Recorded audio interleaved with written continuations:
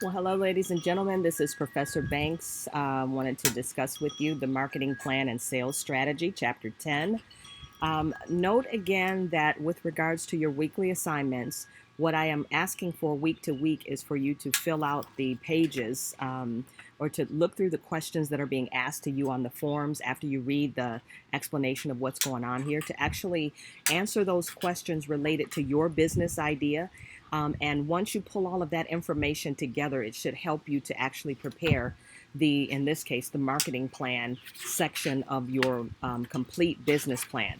I suggested in the assignment that you start writing the marketing plan. The marketing plan itself is not due, but it is in your best interest to write it while you're going through this information for two reasons. It's fresh on your mind and you're processing the marketing plan information at the same time, but also because you don't want to leave that amount of work to be done at the end of the semester when you have to pull the entire plan together.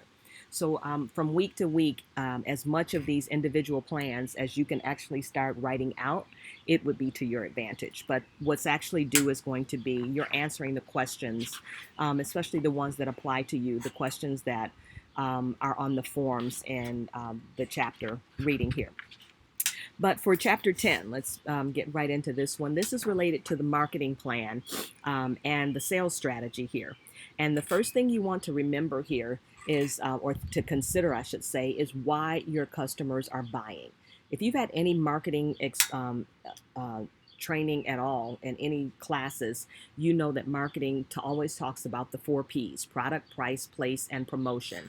And we tend to think of it in terms of, where product is concerned, what are the actual tangible, I can look at it, see it, feel it, taste it aspects of my product?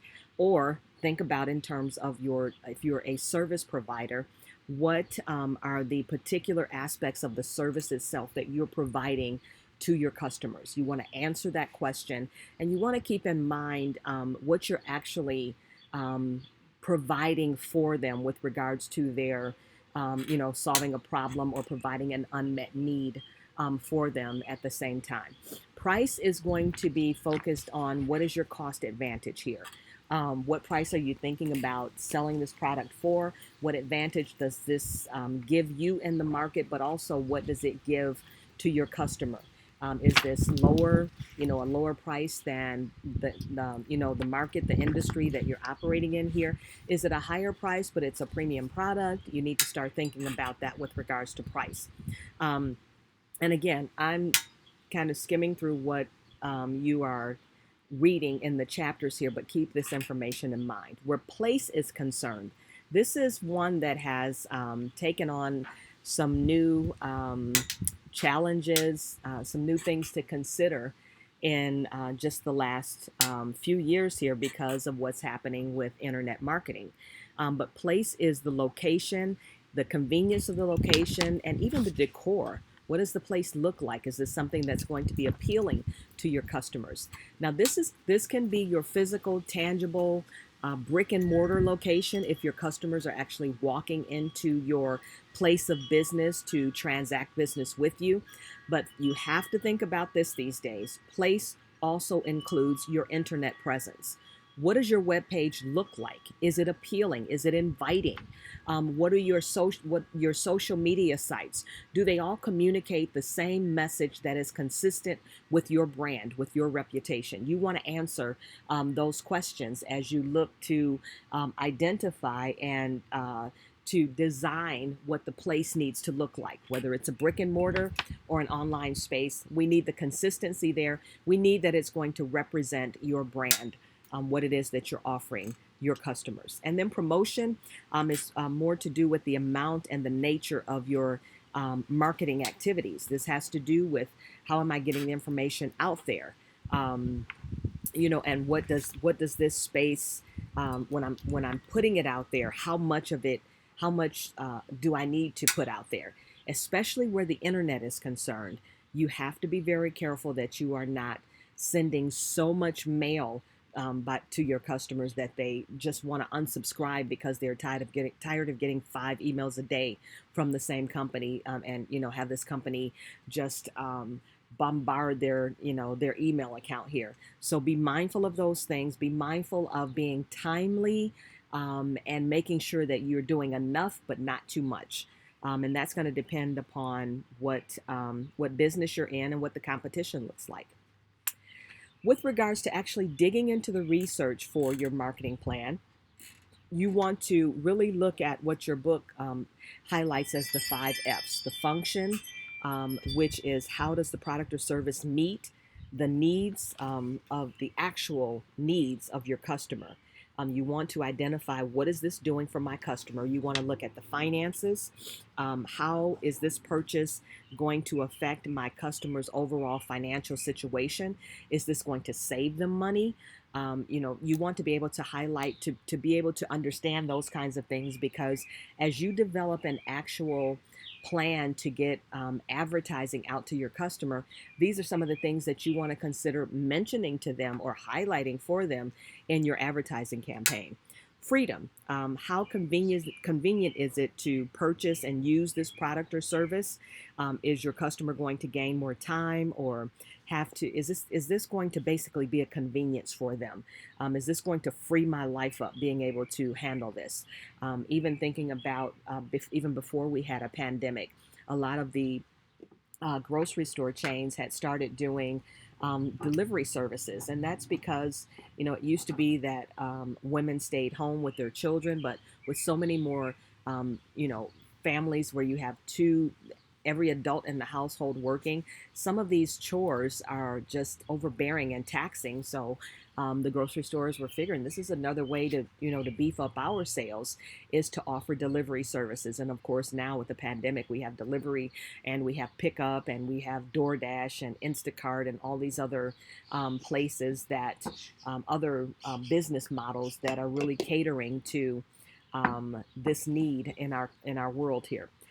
Feelings. How does this product or service make the customer feel about themselves? How does it affect their self-image? Do they like and respect the salespeople and the company? Of course, that's answering that question will depend upon what type of business you are dealing with there. But you definitely want to think about what this does for your customer. How does your customer walk away feeling? If this is if you're competing in an industry as a low cost provider, then you want your customer to walk away feeling like, I got a great deal. I just saved a whole lot of money, and they feel good about that experience. Whereas if you're in a high end, on the high end spectrum of your industry, then your customer is going to be spending more money, but they need to walk away feeling like, wow, was this worth it? So think about those things, and again, just look through you're reading through your textbook for more information about these particulars. The last of the 5 F's is the future.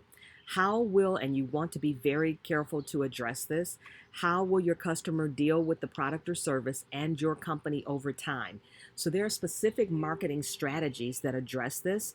For example, you have situations where you try to lure your customer in, especially with the expansion of online marketing and online sales, and order taking and things. You really have a situation now where companies will lure you in with a very low price or even a free something, in order to get you to try.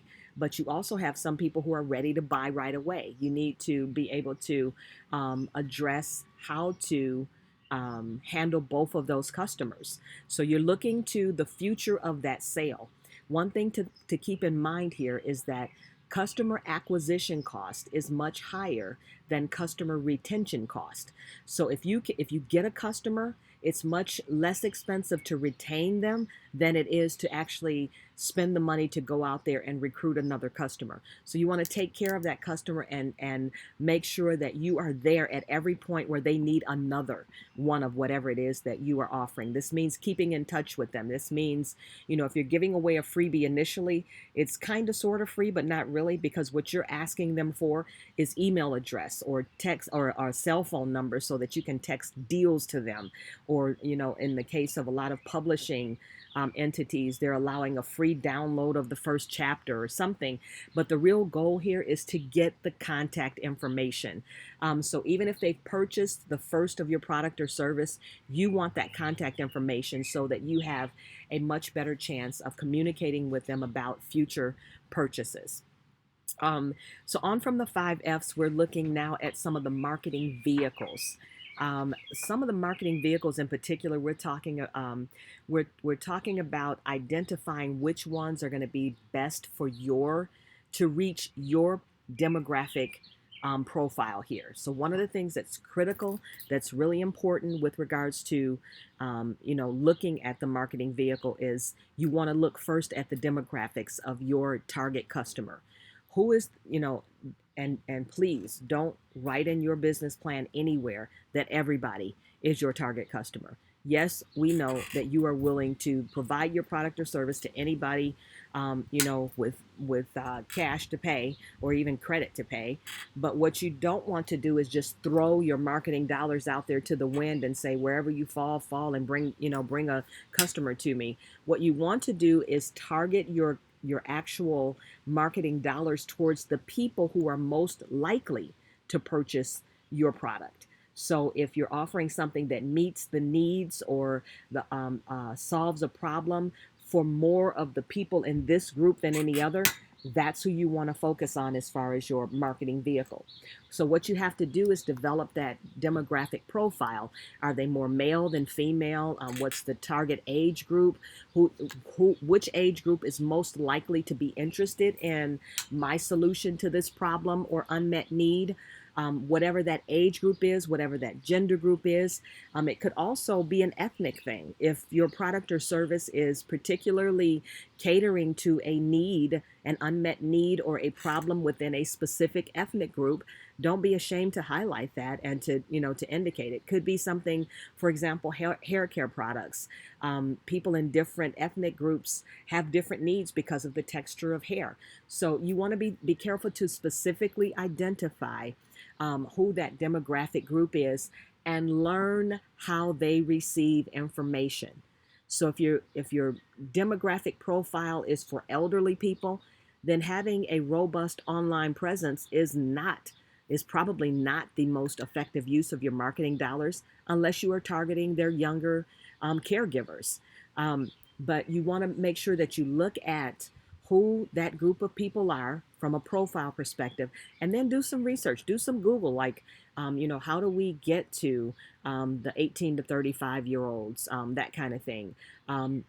What is the best social media site to actually go to give them the information? And some of this could actually even be specific to the type of industry that you're operating in. But as you begin to look at the different marketing vehicle options here, whether or not it's flyers or signs and billboards, print media, television and radio media, online media, phone directories, websites, trade shows, a number of items that are listed there in the form there. But you want to be specific about what it is that you're looking for from them. Also, how often do you expect some marketing to go out through that particular avenue? And then what is the cost per year of your actually utilizing that particular service? It's going to be important to identify those things because you may find that you need to tweak some of your choices once you start pulling your final budget together. So you want to know what those are in particular. You have a form here that talks about traditional marketing tactics. You want to answer those questions as they, again, will help you to identify what's going to be best for your company. It's asking you questions about how do you increase sales to your current customer using customer-based marketing. And again, you're focusing on that customer retention in that case. Strategic partnerships. Do you have any relationships with other companies that can help you sell, promote, or distribute your product or service? Maybe your particular product or service is something that is that is compatible with something else that's out there. Can you get together with them and say, hey, can we do some marketing together? Because if they want your product, then maybe they can also look at mine as the next step, that kind of thing. If it's something that's a compliment, if it's something that they're going to need after they use another company's service. So think about that and talk about whether and discuss whether or not that's an option for you. What reduced price values are you going to offer to encourage sales? If you're going to use that as a strategy going in, how are you going to promote this? Are you going to offer something free? Especially with the online forum, we see so much of this where, first time orders get a 50% off or 25% off. Of course, you always have to keep in mind that your current customers are going to be mindful of those kinds of things as well. But it's just typical to give first-time buyers a serious deal. Although there is AT&T now was their big marketing campaign now is that our new deals are for everybody, current, new and existing customers. So think about what you consider might work for you. Any kinds of premium, any gift surprises that you're going to offer just to build your sales and to build the goodwill that you have with your customers there. So moving on to other types of things we need to look at as we research what we want to do with regards to our marketing plan. You have online marketing tactics that have to be considered. Are you going to have a website? How are you going to drive traffic to your website? Is this going to be with an unpaid or a paid search engine? So these are some things that you might want to, Google and find out a little bit more out about. You have some definitions of a number of these things in your textbook, but and I'll even try to post several videos that talk a little bit more about the online marketing tactics. Are you going to write a blog? That's not for everybody, but it works and generates business for others if your blog is actually giving, information or tips about the area of business in which you're dealing anyway.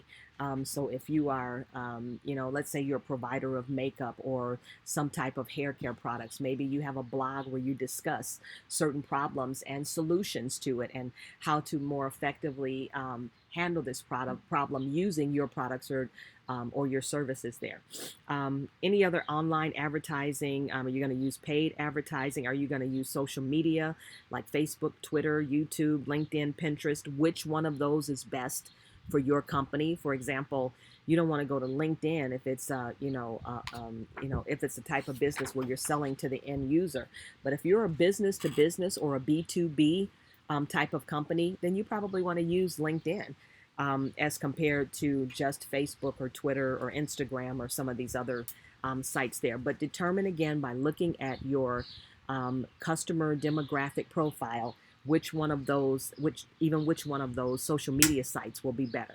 For example, Facebook right now, from what I'm reading, is average age is like 35 plus.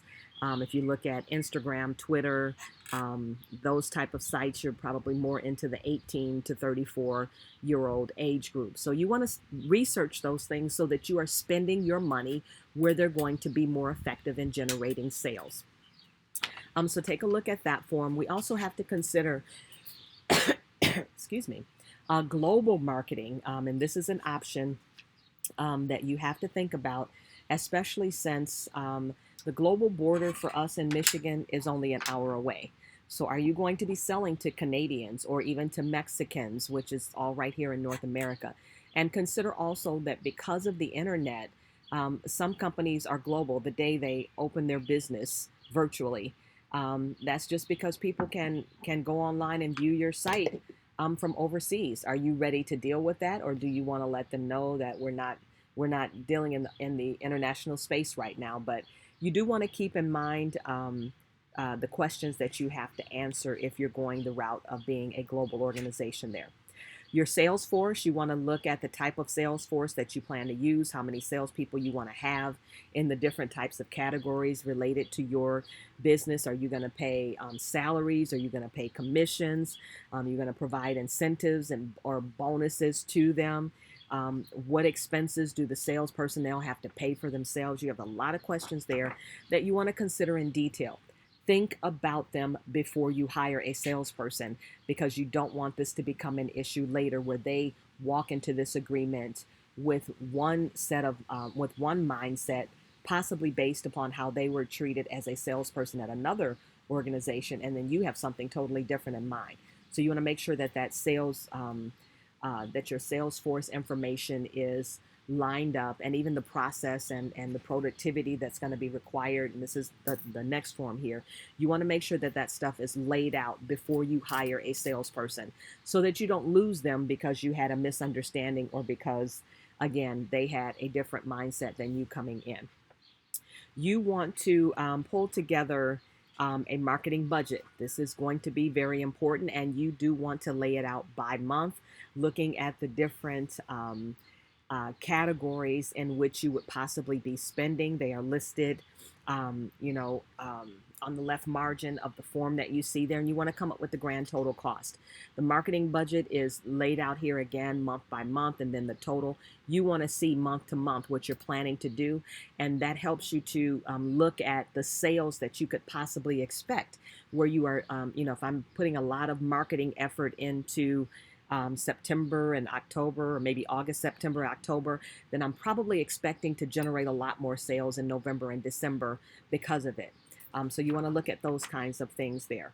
You also want to look at your sales projections, as we indicated. So based upon, in some part, based upon your marketing budget, you're going to determine what your sales budget is. And you have the sales projections budget that they get, or I shouldn't say sales budget, the sales projections that they're giving you here. The format here has you working this to what we call the gross profit. It's an accounting term that basically says sales minus the cost of the goods that I'm selling or the cost of the service that I'm providing. Subtract those two and it gives you what we call a gross profit. This form actually gives you a breakdown here for each one of the product lines that you are planning to sell. This allows you to be more specific. This is very important information at the start of your business. You need some good information about what's selling. If you have more than one product line here, what are people actually looking for, so you know whether or not to continue to order or to produce, a certain line, or maybe I need to scale back on this and ramp up more of my efforts in another one of my product lines.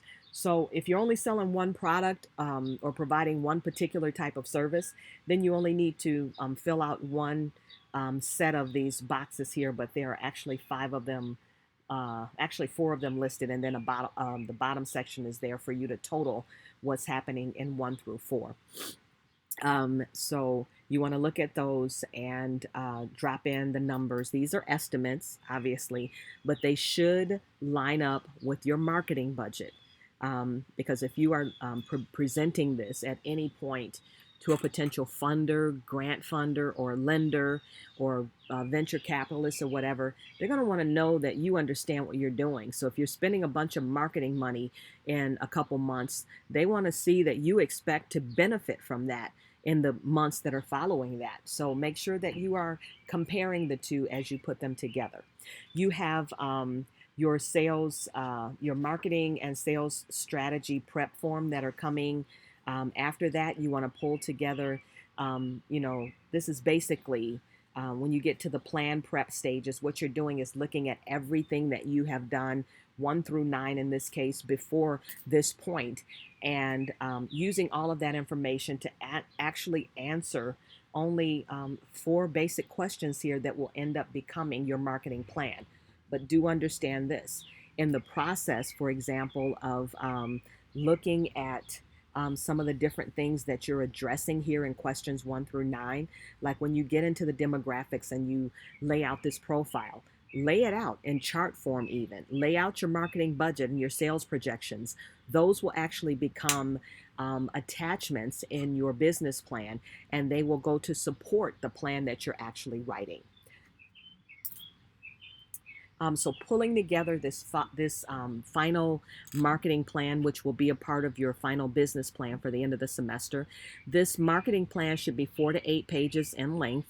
And this is depending upon the type of business that you're dealing with and how you're actually planning to start it, how aggressively you're starting it. If you're starting off part-time versus going full-time, it may be a little bit different even.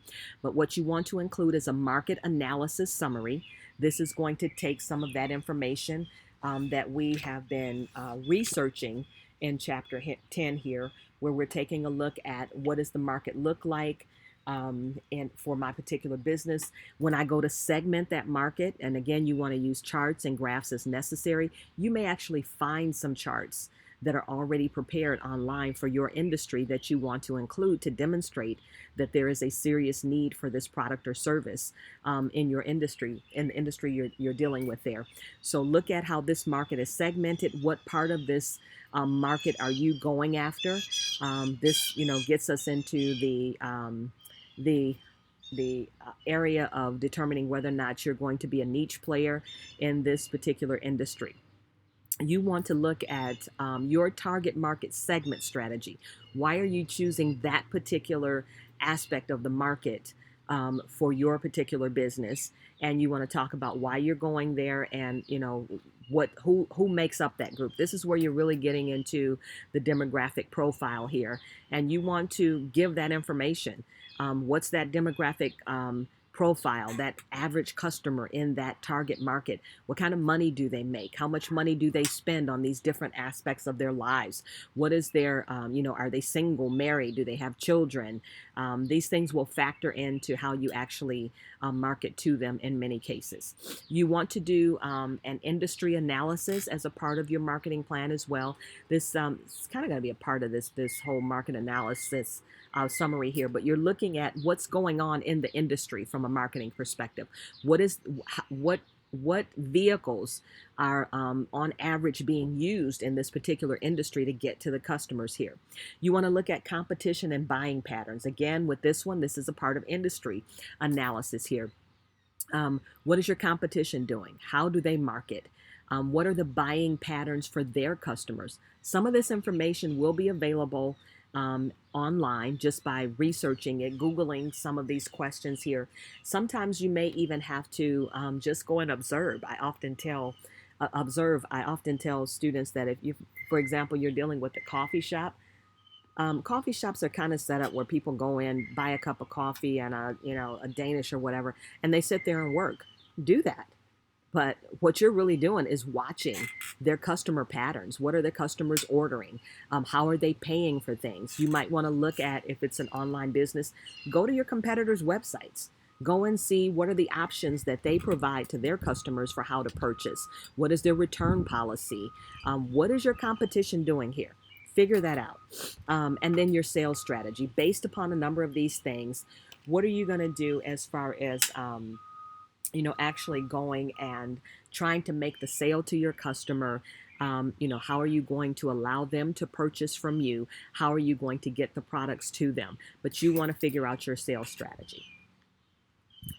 As we pull it together, we're looking at our demographic profile, and then what are we looking at for a business model? What message do we want to send our customers? What media do we want to use? And then basically pulling all of this stuff together as a final package basically pulls our marketing plan together. Again, this will be the actual marketing plan is going to be due with your business plan at the end of the semester. But as much of it as you can write as you are going through this research and answering these questions, pulling it together, after letting that information process for a day or so, at this point would probably be better and easier for you in the long run, because the information is fresh on your mind. If you have any questions about this, then as usual, give me a call or send me an email, I should say, and let's talk about it. Have a great day.